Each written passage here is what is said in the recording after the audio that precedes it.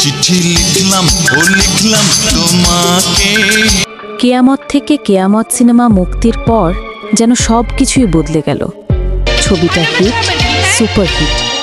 কিন্তু এরপরে একটা অদ্ভুত কথা ছড়িয়ে পড়ল। সবাই বলতে লাগলো সিনেমাটা হিট হয়েছে মৌসুমীর জন্য।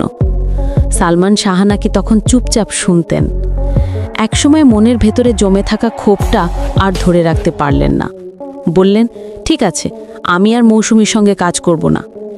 এটা ছিল শুধু রাগ নয়, একরকম চ্যালেঞ্জও। তারপরে তিনি নতুন এক মুখের দিকে হাত বাড়ালেন, শাবনূর। তাদের প্রথম কাজ থেকেই বোঝা গেল এ জুটি অন্যরকম কিছু হতে যাচ্ছে। ক্যামেরার সামনে তারা যেন জীবন্ত হয়ে উঠতেন। হাসি, দৃষ্টি, আবেগ সব কিছুতেই ছিল এক অদ্ভুত জাদু।